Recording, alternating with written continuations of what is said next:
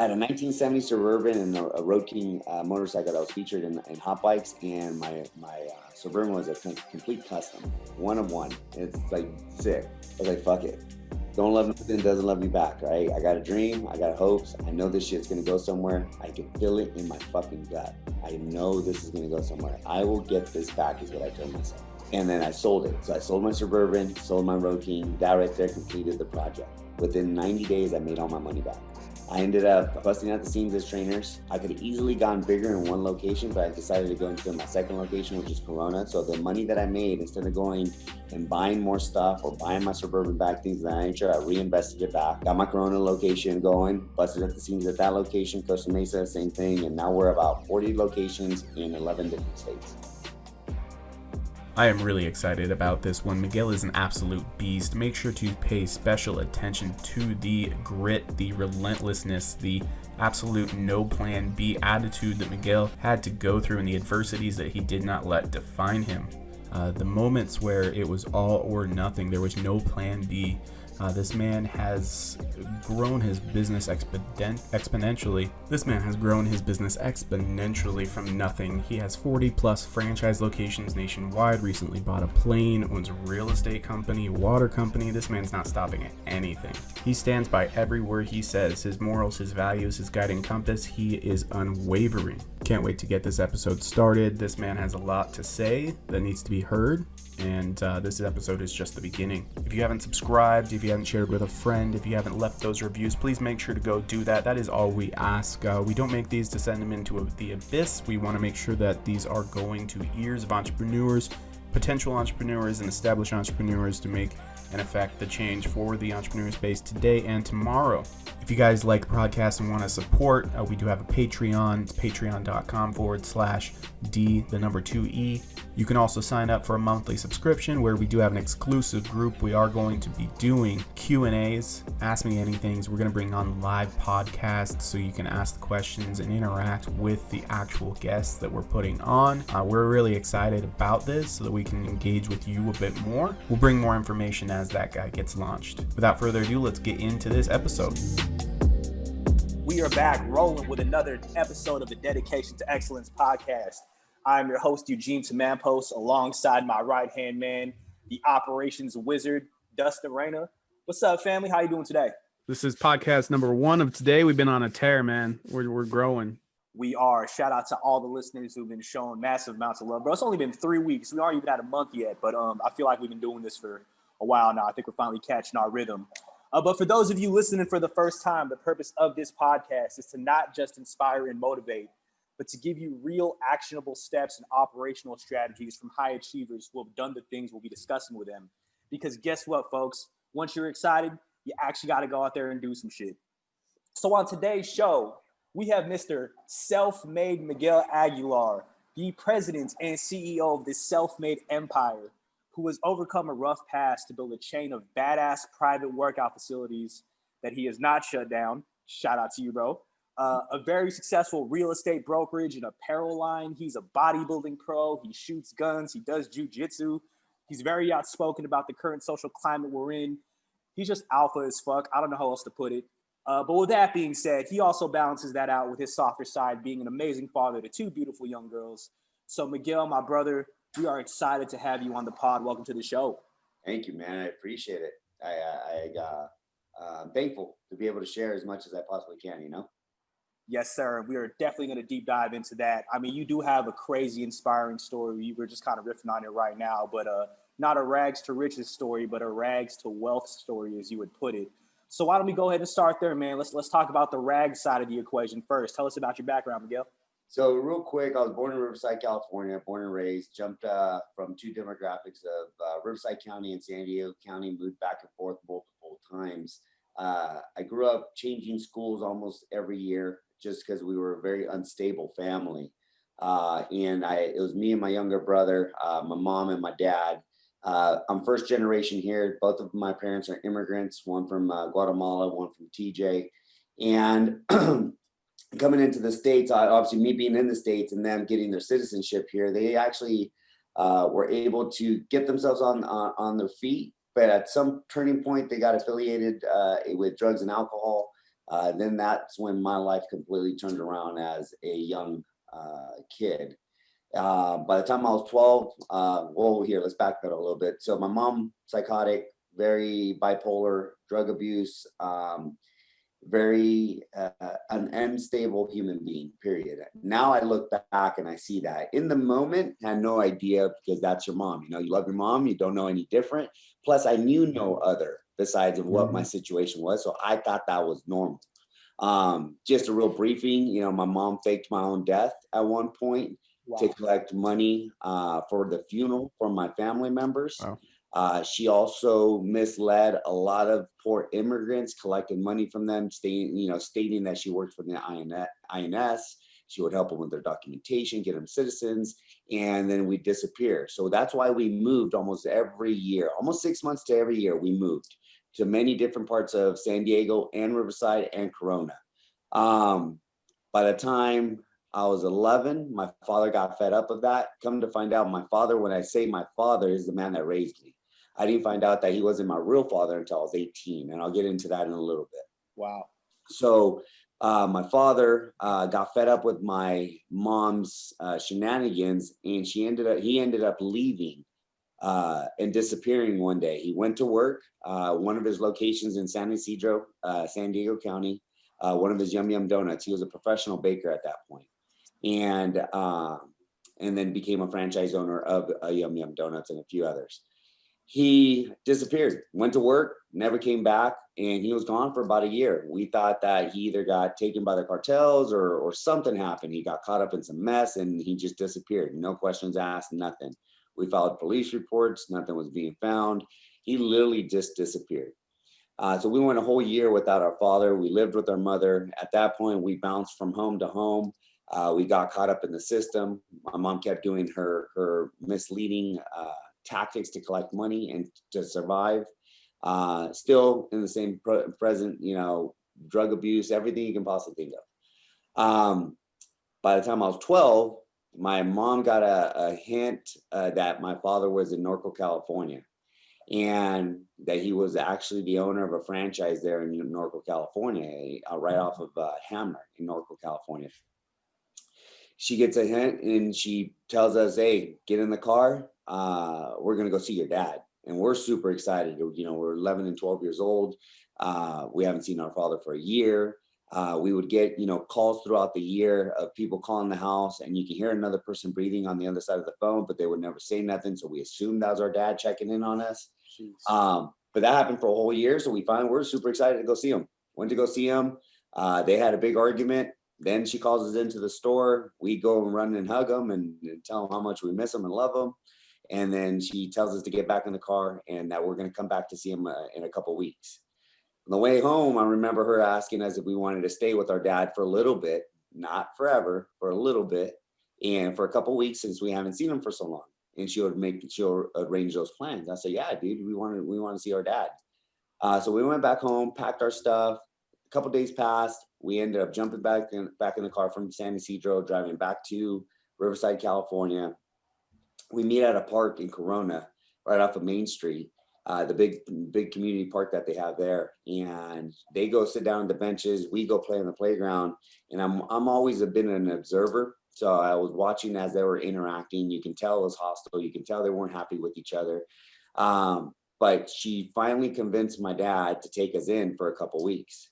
So she says, hey, you guys are going to stay with your dad, behave. If you need anything, I'll be back in a couple weeks. I'll be back in 2 weeks or so. And we were super excited. By this time, my dad already remarried. He already had a daughter. He had married this lady, my stepmom, which became my stepmom.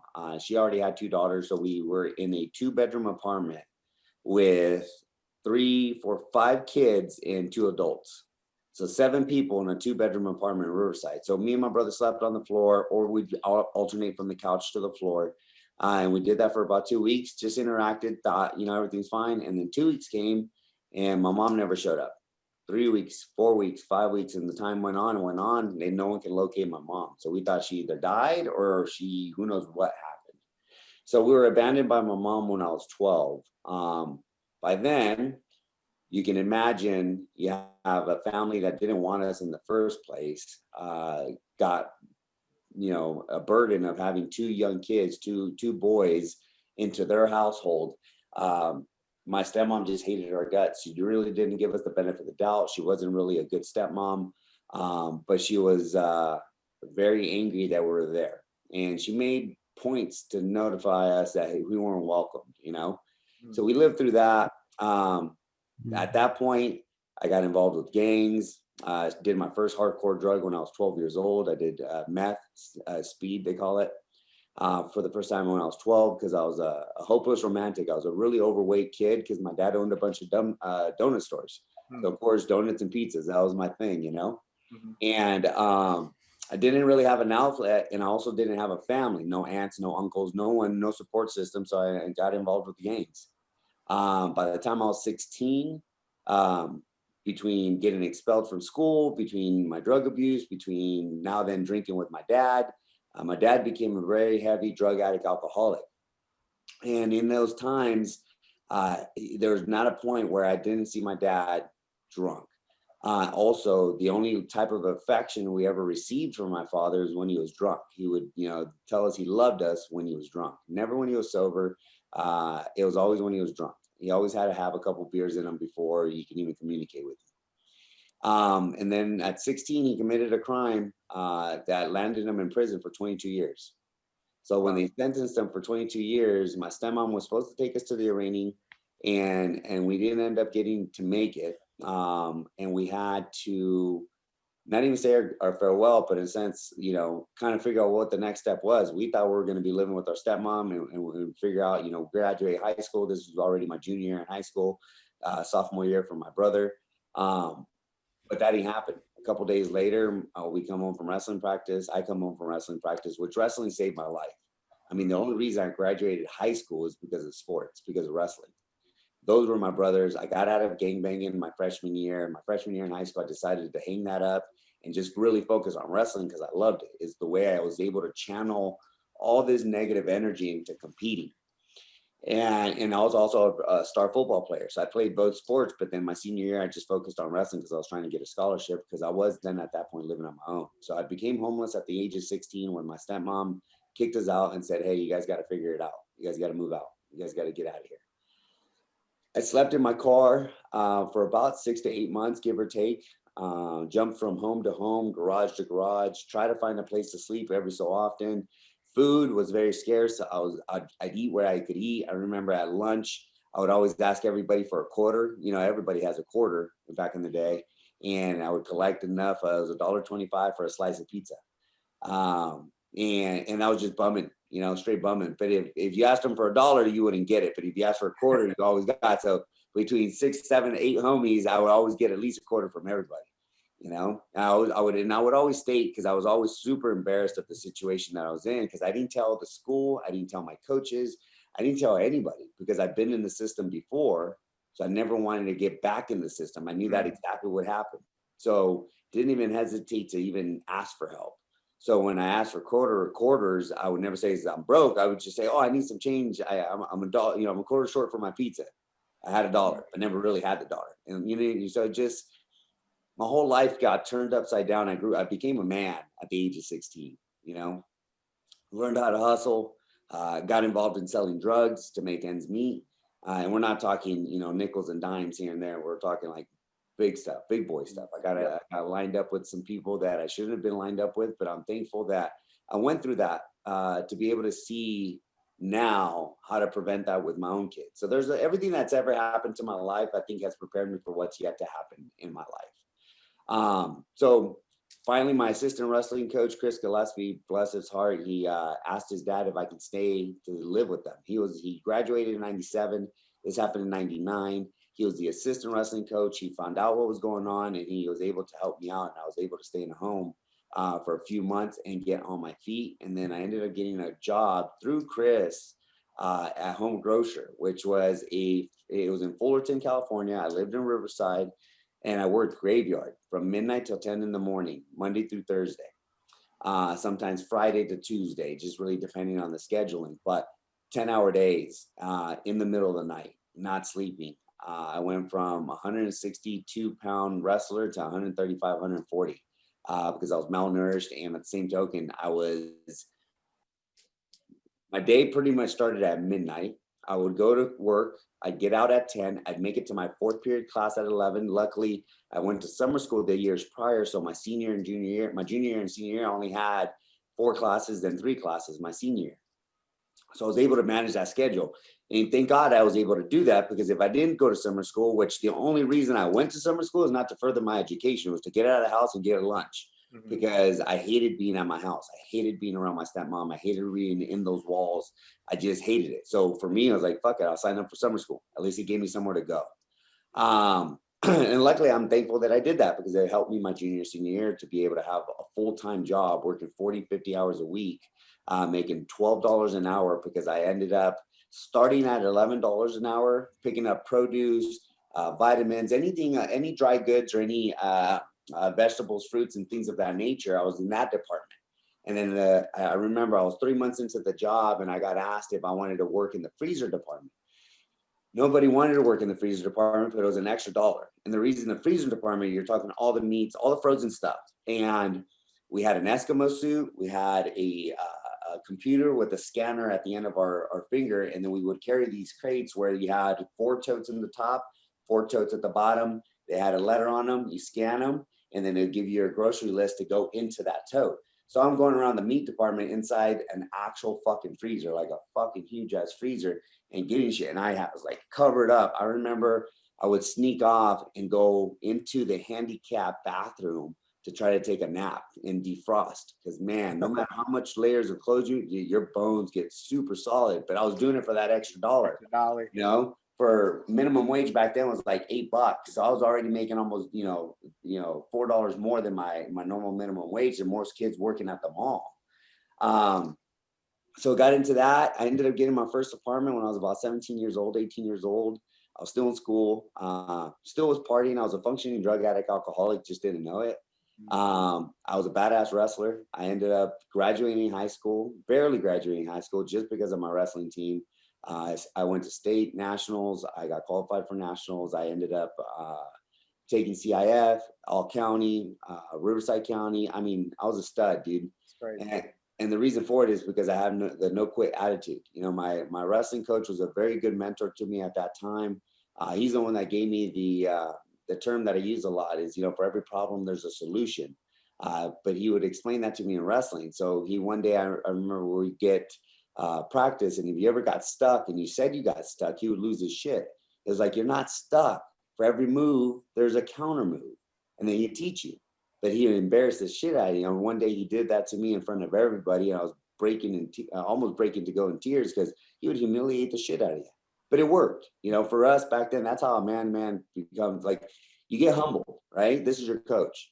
And one day he brings me out to practice and says, "You know why I did that, right?" I was like, "I know, coach. I should never say I got stuck." And I was like, "No, I'm teaching you something right now.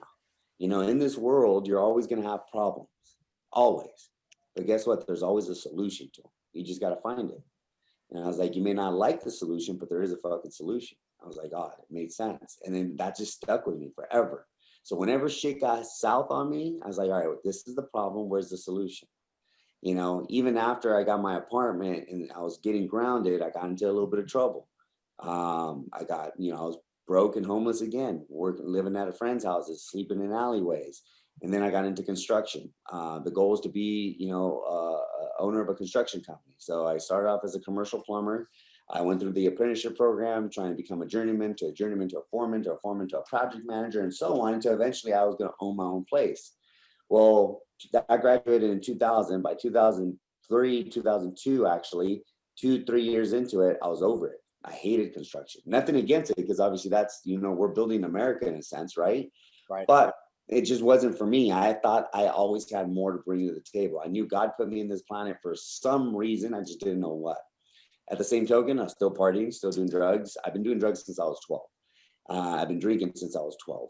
So I was functioning, Monday through Friday, do my work, and then weekends. When I talk about, really wasting your weekends, I wasted my weekends. I disappear mentally every weekend, no doubt. So I hated construction so much, but again, God lines things up for me and puts people in my place for a reason. I I said this before, I observe. I love to observe. I see what people have and I try to figure out how they got there without copying them. So I mimic the great to be great, but I observe, I listen, I apply. And I do have ADHD and OCD. So that is a good and bad because I do have a super addictive personality. But once I get intrigued by something, I truly dissect it and make myself the expert in that, or at least really educated to know what to do next. So in that transition of being a plumber, and hating my job every day and literally trying to figure out a way to call in sick, but I couldn't because I know I had bills to pay, you know, but if I could, I would.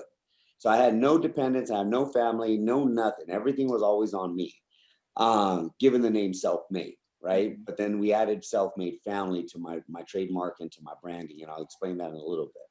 But I dated this woman right after high school. I met her. Her dad was a bigwig in real estate. He was a very successful real estate agent. And one time I remember being over for dinner. And of course, when you're at dinner, everybody always asks you, how was your week? How's work? How's this? How's that? And I've been always been very known to be outspoken and direct. I don't sugarcoat shit. So I'd always talk shit. I fucking hate my job, hate my foreman, fuck that guy, I'm over it. And I'm not getting paid enough, you know, things of that, because you're breaking your back for, at that point now I was making $16 an hour, which I look back, I'm like, fuck, dude, it's weird. I was like, how do people live off of that, right? But I was making $16 an hour. And that was a lot of money for a kid. You know, I was 22 years old, 23 years old, give or take. And one day after dinner or during dinner, he told me, well, what the fuck are you going to do about it? First time I ever heard him curse. First time I ever seen him actually be stern with his voice. And I respected this man because he had a beautiful family. He had a brand new Mercedes outside, beautiful house. And I said, what do you mean? What am I going to do about it? And I got huffy puffy because I'm an alpha, right? I mean, I was like, what do you mean? What am I going to do about it? I was like, well, you bitch and moan and complain about it every time. So what are you going to do about it? I was like, well, look, you know my story. I barely graduated high school. I have no college education. I wanted to be a fireman, but I can't because I can't do the academy full time. So I'm stuck doing construction. It's all I know. I'm good with my hands. It's all I know. And I was like, that's a cop out. And I was like, what do you mean? I was like, you need to sell real estate. I was like, well, what's real estate? I had no fucking idea, you know? I thought homes were just you rent it. I never knew you can own a fucking house. Wow. So yeah, that's how naive I was, you know? I come from like no education, dude. Like literally I have none besides high school.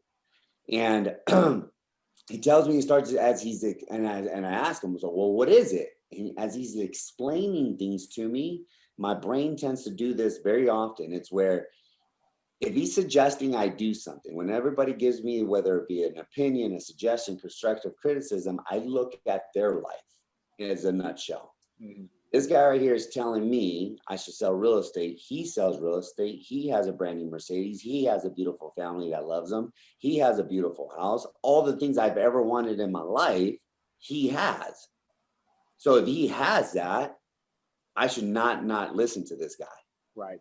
And I'm already telling myself in the head, okay. So, and then he started explaining about the schooling, and I was like, well, how do I get involved? How do I do it? He explained it. I was like, sign me up. I'm in.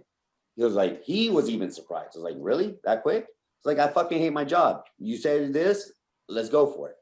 Signed up, set it up. And I fucked all that up. Why? Because I set up my schooling. I did all my prerequisites, which was open book. Again, I have no education when it comes to studying and things of that. Now it's completely different. But back then, it's a punk kid from Riverside, California, you know, that had no financial backing whatsoever, no real mentors at the time, besides gang members. You know, I knew how to slang coke, I knew how to slang weed, I knew how to slang all the other illegal stuff. And then I started a picture and I was like, well, I can slang houses like I sell drugs. Yes, sir. You know, it's a different item, but it's sellable, right? And I went to go finally set up for my state test. And once I got set up for my state test, I ended up going there hungover. I partied the week before. I never studied. I just did my crash courses and that was it. I thought, man, I know this shit. I'll get it done, you know? Mm-hmm. I failed. That right there was like, I still didn't give a shit. it didn't hit me. I was like, oh, I'll take it again. Took it again. And then I did the same fucking thing. It was like self-sabotage. I can really self-sabotage myself to a certain extent when I know something's good for me, but I'm afraid that I'm not good enough for it. Oh, So I tend to like push that away, and it's an insecurity, which now I've overcome. I now I use that as fuel. Like that fear fuels the shit out of me. But back then I didn't know how to do that. So what I would do, I would go party. I would mask the fear. I would mask the pain. I would mask the abandonment, everything with drugs and alcohol. And I did that 11 times, dude. I failed that test 11 times. And I state this out loud. Most people would hear that, right? And I always have to explain it. Most people, the average person would hear that and say that fucking Miguel's stupid, right? He's not committed. He's just dumb. And they're right to a certain extent that I'm not committed, but I'm not dumb. Obviously, I've proven that. I just wasn't committed. And again, I was fearful of the unknown. So I sabotaged myself, and never did I say, oh, I'm going to stay home and study. No, I'm going to go party and then I'll wing it. You know, you're cutting corners in a sense. mm-hmm. After the 11th time, I had a really shitty day at work. My foreman told me to go dig a trench when I'm getting paid already at that point, $18 an hour. I went up a pay raise. I got moved up a rank. I was in the position to take that guy's position as a foreman. And I remember he gives me a shovel, and it's in Indio, California. It was about 114 degrees outside, fucking hot as fuck. And he wanted me to dig a trench. Well, we had laborers that were paying $8, $9 an hour to dig those type of trenches, so I can go plumb. I can go actually put shit together, what I'm good at. Mm-hmm. I started as a laborer, so I know that aspect. I've done it all, right? And I mean, it's not that I was too good for it. It's just the guy knew that I was targeting his position, treated me like shit, belittled me in every aspect, laughed at me every time I failed my test and told me to give up. He hands me a shovel that week, and that week I'm digging a trench and feeling like lows of my life I've ever been. I've already paid my dues. Let me do what I do. But of course, I need my job, so I can't tell him to go fuck off, even though that's what I wanted to tell him, or beat his ass, one or the other. Yeah. And I had to take a lot of things in the chin, because my temper gets the best of me at times, you know, and especially when I was so young, because that's all I grew up. This is how I defended myself every time. You know, that's why now I compete and do what I do. But I ended up coming home after getting notified that I failed my test the 11th time, and I get in the mirror, and for some reason I start talking to myself in the front of the mirror. First time I've ever done that. And I told myself what Frank told me, my mentor at the time told me. It's like, what the fuck are you going to do about it, Miguel? And that woke me up for some reason. Something about that conversation I had with myself. I said, this is not going to define me. This is not who I am. I want something better. If I'm going to change everything that I was brought up to be and kill that stereotype, that's my mission in life. And I decided to, for the first time since I was 12, to stay home for the next 30 days, to not drink for the next 30 days, and not abuse drugs for the next 30 days. It was the hardest thing ever. I had the fucking weirdest first week, weird ass dreams. I mean, I was losing my shit, but I was studying. I was doing the crash course. I was reading that book front and back. I took a 2-day course right next to the place where you take the test, to where they teach you how to pass and learn the test and everything. So I went, and shit you not, I fucking passed it. Hell yeah. You know, so the point of that story would be like persistence, never give up. You may fail 11 fucking times, but if I didn't stay persistent and pass that test, I wouldn't be having this conversation with you right now. My life would be completely different than what it is today based on that day. Because if I did quit, I'd just be doing construction for the rest of life. And that's okay if it makes you happy, but I wasn't making me happy. And I always told myself, if a job ever feels like a job, I shouldn't be doing it, because I'm going to be I already had built up anger. I already had mental situations with myself and abandonment and everything else, and drug abuse and all that stuff. So you can only imagine how much darker my life would have gone being unhappy. So that was a big pivotal point in my life. I passed my test. Now it's like, fuck, where do I go work? What do I go do? So I started off with a big company called Century 21. I got in there and I was like the outcast, dude. I was this tatted Mexican cholo looking dude. and he's trying to sell real estate. No one gave me the time of day. No one really tried to teach me the contracts. I was there for about 4 or 5 months as I got licensed. And then I had a meeting or lunch with a couple of buddies of mine when I moved to Temecula, because that's where I wanted to start my career in real estate, because it was booming. I had a meeting with my buddy Eddie and Joe Rodriguez, Eddie Cura, Joe Rodriguez, and Hoser. And these guys, Hispanic hustlers, they're like, Miguel, you need to come work for us. I was like, why? I was like, we do mortgage and real estate. This is when we could do mortgages and real estate together and not get in trouble. And they were ethical, good people, great workers. And again, observing who they are and what they have. Well, fuck it, I'm gonna run with these guys. And I remember when I first started real estate, dude, I couldn't even type up a contract. I didn't know how to type. It took me 5 minutes to find the R, 5 minutes to find the T, to find, you know what I mean? And I was like this the whole time. That's awesome. So now fucking I type like there's no tomorrow, you know, but that's how I started. And my first year with them, I broke 6 figures. I made $132,000 my first year. My first 2 checks was almost half of that. I made $60,000 off of a listing, was $62,000 off a listing and a purchase. And I generated all my business out of the gyms. I was at LA Fitness at the time, and I would just meet people there. And what I was really good at is creating relationships. That's why this gentleman that told me I should sell real estate, he straight out told me, you're charismatic, you communicate well, and people like you.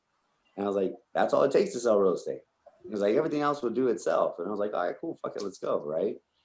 And my first year at LA Fitness, as an agent at LA Fitness, I decided that was where I would farm. Instead of farming communities where these guys don't know me, at the gym, everybody knew me because I was, again, that guy that was either lean. By then, I lost all my weight, obviously. I was super shredded.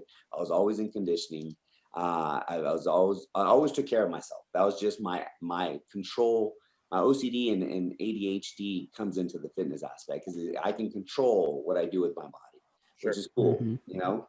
But when everybody would come up to me and talk to me about fitness, they'd be like, oh, Miguel, how do you stay so lean? Or, hey, Miguel, how do you, why are you benching 405 at fucking 24, 25 years old? You know, things of that nature. And I figured out like, well, how am I going to let these guys know that I'm in the fitness? You know, I train, but how can I let them know that I'm a real estate agent without being a used car salesman? Right. You know? So every time they would ask me these questions, I would always, it was like verbatim, would respond with, oh, dude, I prep my own food so I can stay lean. And my job, my work allows me to have this additional time to prep all my food and train my programs in a way I need training. So my job really allows me a lot of freedom. And they're like, what do you do? I sell real estate. That's all I would do. Nice. Plant seeds. Oh, you got a card? Yeah, here's a card. This is when real estate was hot. And so I just kept planting seeds. Next thing you know, a month, 2 passed. Hey, instead of the questions like, how do you stay so lean? Yo, Miguel, what's the market doing? I'm thinking about selling. I'm thinking about this. And then I'm like, and if I didn't know the answer, I wasn't fabricating a response, or I wouldn't tell them I don't know. I was also taught to like, look, you're not going to know everything. We get that. So every time they would ask me about, oh, what's the interest rates are at? Well, shit, I don't know. I have to go pull them up, right? So I would always look, the market's ever changing. Let me get back to you in the next 24 hours. I'll give you the direct answer. I'm like, oh, cool. So I've always said if the market's ever changing, which it is, it's not a lie. There's new regulations, new laws, always something changing with the market. So you're not lying. You just don't know the answer right there and there. So it's almost kind of like a white lie phenomenon, right? So, but at least I didn't seem stupid to them or unprofessional or uneducated, because sometimes we have to educate ourselves daily on what's going on with the market till this day. And I still do real estate. So that got me into that business, broke my first 6 figures. 3 years into my real estate career, never thought I've had that much money in my whole entire life. My income kept getting better and better every year.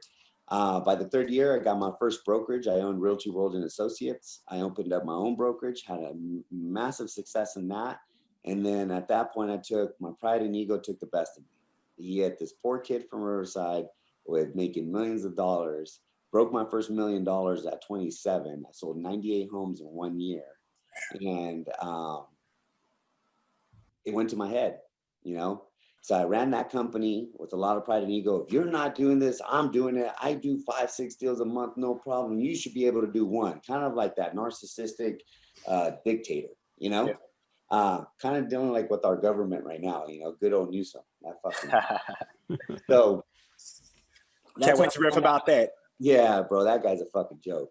But got into that, and I ended up by 2012, a company came into our community, which was Allison and James, would provide 100% commissions to all our the real estate agents. And so of course I lost a lot of my agents because of loyalty. They weren't loyal to me because I didn't give them anything besides leads, and I didn't build relationships with them. So I took it in the chin, lost everything, filed bankruptcy. Out of bankruptcy, I ended up deciding to make ends meet with my ex-wife, and we started training people out of the garage. That's how Self-Made Fitness came about, self-made training. And I was still slinging real estate. I never stopped slinging real estate. Like real estate for me has been like very second nature. So my business was always good. It's just as a company, I overextended myself. I had a large overhead, very little return. My own money was just keeping the doors open. So you can only live so long that way. Decided to let it go, restructure, humbled my ass. It really, truly, I needed that. I'm glad. In the moment, fucking embarrassed and just all kinds of crazy shit was going on in my head, right? Still abusing drugs and alcohol. At this point, I'm already married. I have 2 beautiful daughters. I'm trying to make things meet. My daughters are 3 and 4 when that happened. No, 2 and 3 when that happened. So I'm over here. I'm responsible for their mouths and my ex-wives. So the pressure was on, dude, right? So it was like, and make ends meet. We converted the 3-car garage into a full-on gym. Cut no corners, got all the gym equipment from Craigslist, make it look really nice. And we're just training people at the gym as I'm building my reserves back and building the real estate, my own personal real estate back up. Fast forward a year, we outgrew that gym. I tell her to go train at some cardio kickboxing studio that would allow her to do the same thing. I sold all the stuff in the gym. I ended up getting my cars back in my garage. I was doing really well in real estate. We're back on top. I saved about $75,000 in my account within a year. So we were getting back to the lifestyle that we had before, but a little bit more strategic and planned correctly.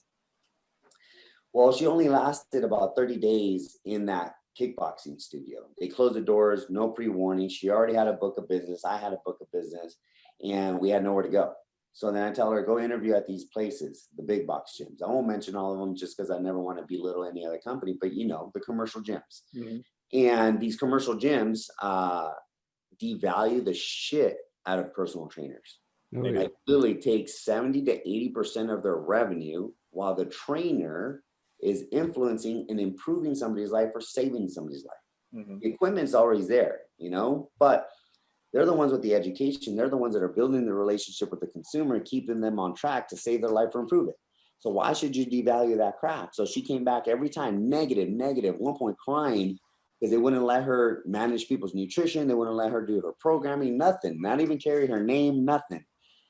And then it hit me. I was like, dude, how many trainers just like her need a place to train at? So then my wheels start spinning. And I start thinking of like solo salons, brokers, things of that nature, where they're all independent contractors. They pay a flat fee, but you provide them the tools, the system, the resources, and let them make all the money. You just collect a little bit out of the top. That's affordable. So I was like, we had Self-Made Fitness because it was just a garage. It was Self-Made Fitness. And the reason I came up with Self-Made is because I consider myself self-made, right? Mm-hmm. But I include Self-Made Family in everything that I do just because we are a group of like-minded individuals striving. If it wasn't for my assistant wrestling coach, if it wasn't for this person to be where I'm at today, it's not a family unit. So I've always kind of added family to Self-Made. We decided to go for it. The very first location was only 3,900 square feet. We opened it with my savings, which was about $75,000 in savings. Thinking that I can buy everything off of Craigslist the way I bought it off for cheap, right? Go into our first location, we sign the lease, we do the lease real quick. It's like we got denied the lease the first time because when we went to go apply for it, I totally forgot that I filed bankruptcy and I've never had bad credit before. So I'm like, think it's a shoe in, and I got money in the bank, right? So I'm thinking, yeah, I'm going to say no. They said no. And I didn't give up though. That's another way of being persistent. My broker told me, no, they're not gonna do it, dude. I was like, let me get a hold of him. Do you have his telephone number? Like, I'm not gonna give it to you. Look, I'm a real estate agent. I can find his numbers. You're either gonna give it to me or I'm gonna go find it. Which one? And he was like, fuck, Miguel. I was like, here, but you didn't get it from me. Okay, I got it. Called the owner and I said, hey, My name is Miguel Aguilar. We're with Self-Made Fitness. We just applied for the building that you have right here off of Date Street.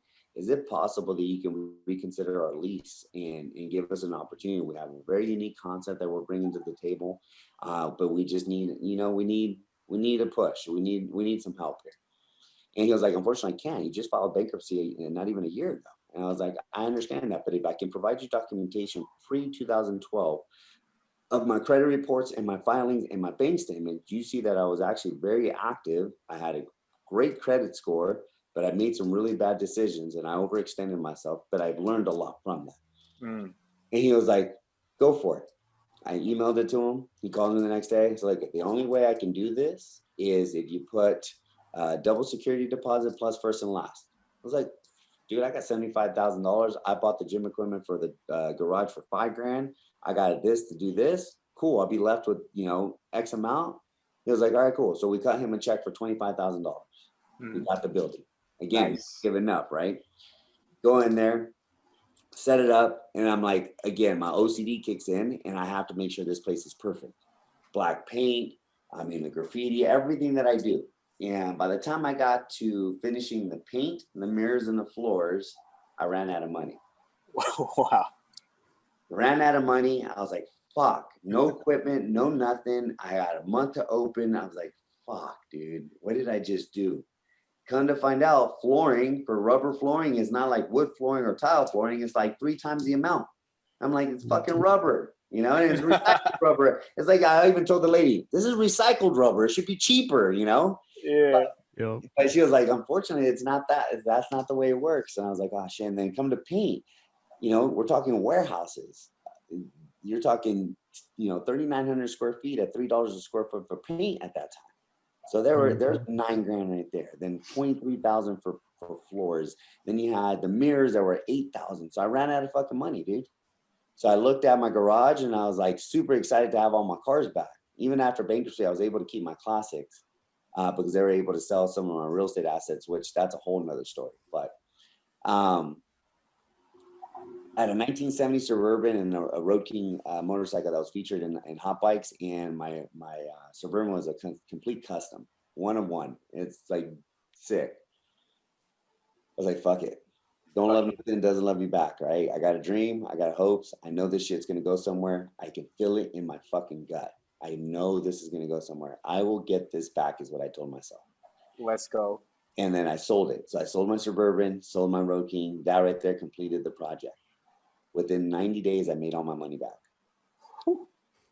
I ended up busting out the seams as trainers. I could have easily gone bigger in one location, but I decided to go into my second location, which is Corona. So the money that I made, instead of going and buying more stuff or buying my Suburban back, things of that nature, I reinvested it back. Got my Corona location going, busted at the seams at that location, Costa Mesa, same thing. And now we're about 40 locations in 11 different states. Killing it. Let's fucking go, baby. Crazy. Yeah. And that's just the PG version. I mean, there's a lot more to it. When's the movie come out, bro? Come on. Let me just let me know when the self-made movie comes out, man. I don't think I've accomplished everything yet. And I don't think I ever will feel like I've accomplished everything. I'm barely scratching the surface. I know a lot of people can look at my life and says, dude, this guy's made it, but I'm just warming up, dude. There's a lot of opportunities to be still seized, and there's ways to do it strategically. I did talk to you right before this. I said, look at, the rags to riches philosophy, in a sense. People look at, oh, that's rags to riches. And I don't want to be a rags to riches, because rich people don't sustain it or keep it. But rags to wealth, 100%. Wealthy mentally, physically, spiritually, financially, that's wealth. My kids are everything to me. They're my world. Unfortunately, through this pandemic and through this growth of the company, I'm divorced, not by choice, but I respect my ex-wife. We're still very good friends. We do very well co-parenting our kids. We just didn't see eye to eye, and I get that. It's okay, but I had to go. So we've had, not only was I divorced almost twice. She filed the first time, we reconciled, saved it. This was as the growth of the company was growing. The second time she filed, we went through with it, not by choice, but again, I respected it. And then we got this pandemic right after that. Like this happened in August. Now we hit the pandemic in March. So we've had major blows as my personal life and as a company. But yet we're striving forward. We actually sold 6 new franchises in the last 3 months during this pandemic or whatever the fuck you want to call it, because it's really a scandemic. It's all political. Let's talk about that, Miguel. What is your opinion about my this? opinion? Again, it's my opinion. When we were asked to close down for 14 days, 15 days to slow down the curve, we applied. No one knew what was going to really happen, right? But as data started appearing, the research started appearing, and you started looking at exactly what's making sense, not making sense, it was like, fuck this. We reopened and we stayed open. We have always been open since day one. We shut down for the very short period of time like they asked us to. And at that point, we continue to progress forward. Now, you fast forward 9 months, we have enough scientific data to prove them wrong. We have enough information to understand that this has a 99.8 chance of survival, which if you look at all the other effects of this close down and shutdown, suicide's up 200%. Substance abuse, child abuse, overdoses up 150%. Depression, anxiety, PTSD. The list goes on of what these shutdowns have done for something that has a 99.8 chance of survival. It makes no sense. Now they're trying to shut us down again, but this time no one's doing it. We're all banding together. Why? Because again, we have enough information and data to support why we need to stay open. Look, you have the ability to think for ourselves. This is political. It's a control situation. We have very different views from right and left, but at the end of the day, it's going against our core values as Americans, right? The other aspect too, it's lack of education and the censorship that's going on with all our platforms. Like I'm completely shadow banned on Instagram right now. Oh yeah, I have to type completely to the last letter to find you. Find me. I'm completely shadow banned. And now one of my videos that I posted yesterday is going viral.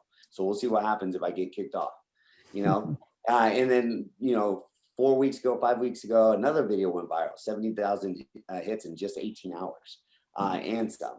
So it's because I speak my mind. And again, these platforms, we have the ability to do so. That's what the freedom of speech is. Like I've come to realize how lack of education I had prior to this when it comes to our constitutional rights, our civil code, our laws. Now I'm fully educated that I can come at you with any response, educated, not emotionally, right? It's unfortunate. People are dying, yes, by COVID. But look at the thing. Not one shoe fits all. We're talking a parameter of 65 and older. Let's go ahead. You know what would have been a perfect plan? And this is just me speaking out loud. Sure. Instead of shutting everybody down, why not segregate it to the point where, okay, we know the effects of 65 and older is huge. Let's do our part to protect them. Let's keep them at home. Let's fund them staying home. Make sure they're safe. Make sure they're fed. Everything else. Let everybody else continue to do what they do. If you do have elderly parents or things with underlying issues, segregate yourself separately.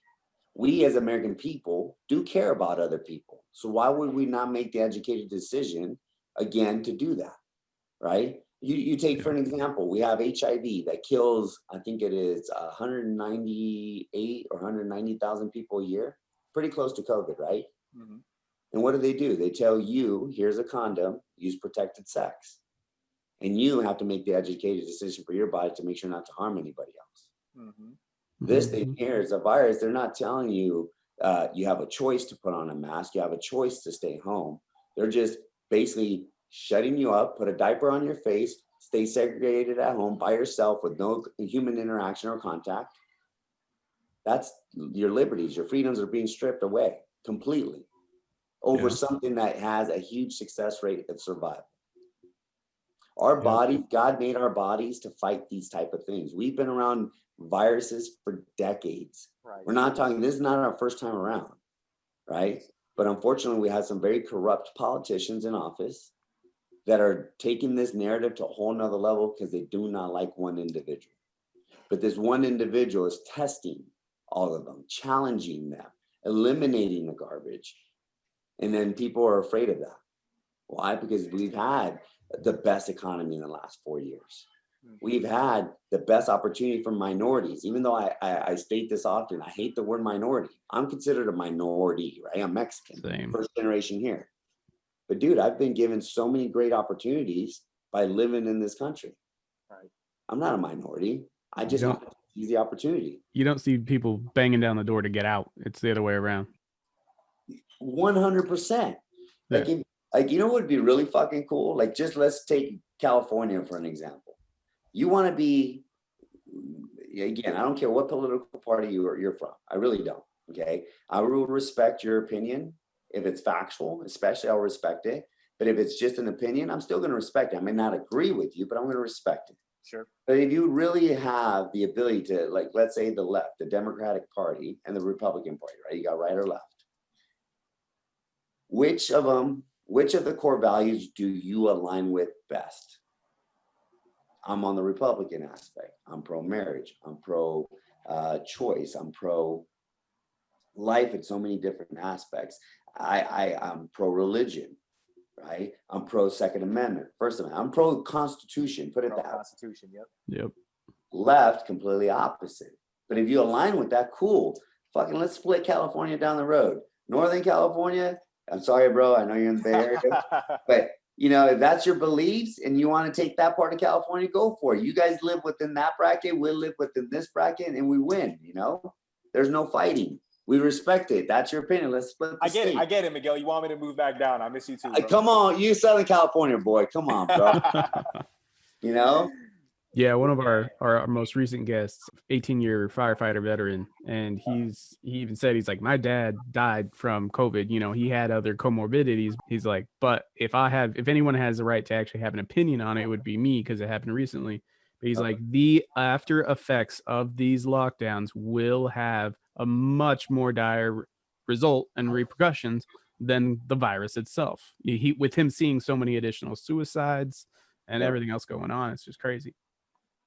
Yep, and it's unfortunate. Look, I have 5 years recovery, going on 6 years. I'm sober, clean. Thank God. When this happened, I wasn't in that mix prior. Because if this shutdown would have happened in March while I was still using functionally, I would have OD'd or probably hurt myself. In all reality, because the anxiety and depression that comes from being locked in. And if I didn't have this gym, if I didn't build this training facilities, I wouldn't be where I'm at today, mentally and spiritually, you know, because being owner of a training facility, I'm promoting health and wealth through physical fitness, right? That first year of owning Self-Made, I was still messing around. I, you know, worked my ass Monday through Friday, and Friday night I disappeared till Sunday afternoon. You know what I mean? Disappear mentally, you know, drugs, coke, drinking, whatever I can get my hands on. And one thing I've never been is a hypocrite. In that first year of owning Self-Made, I felt like the biggest hypocrite. I'm over here around positive, like-minded individuals. I want to get healthy. I want to get in shape. I want to lose weight. And I'm over here abusing my own life, but I'm teaching you guys out there how to be successful in this space. Yeah. And that's what created my sobriety. I finally, again, had another binger of a weekend, Father's Day weekend. And I come home and I look at myself in the mirror. What the fuck are you going to do? You're losing it all. You're going to lose it over one stupid mistake. You're going to do this. You're going to do that. And right then and there, I quit. Never looked back. Man. You know? Congratulations, brother. Thank you. Hey, Miguel, I know we're coming up on time, and I see you kind of looking over. I think someone's vying for your attention. So, yeah. For sure, man. But we'll go ahead and wrap this up. Usually we have some quick fire questions, and we can bypass those and just get straight to the final question that we want to leave with. But this interview played out exactly the way I thought it would. I was like, let me just Miguel do his thing, and he's gonna bring some heat. And I definitely was not disappointed. But we do like to wrap up every episode by asking our signature question, and that is, Miguel Aguilar, in your own words, after all the experiences you've had in business and personal, spiritually, what does it mean to you to live a life dedicated to excellence, being that this is the Dedication to Excellence podcast? What it means to me is to continue being a student. I state that a lot. I will never know it all, and I'm always striving for perfection. I want to be perfect, but knowing in my head I will never be perfect. So by knowing that I'm never going to be perfect, but you're striving for it, you're always evolving and improving. And once you get to that plateau, then you're on to another and then to another. So you're always constantly evolving. I want to look at things 5-dimensionally if I could. different aspects, different ways. Study the things that you want to evolve in, and perfect them.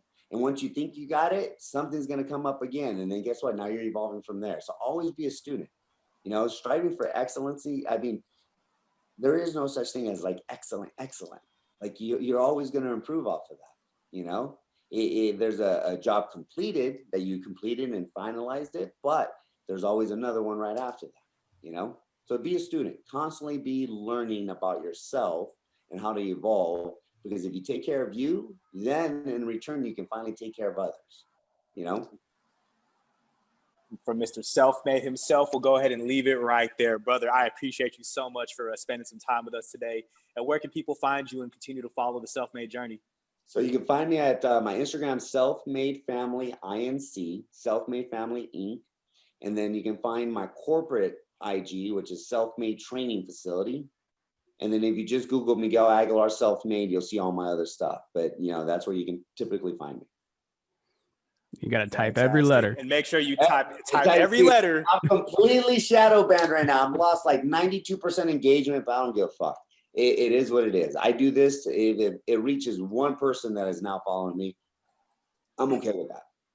Yeah. Miguel, I personally want to thank you for being brave enough to step up in today's world and let your voice be heard, because there are a lot of people out there who feel the same way, but just haven't made that decision to speak out. So you definitely are providing an amazing example for everybody to follow.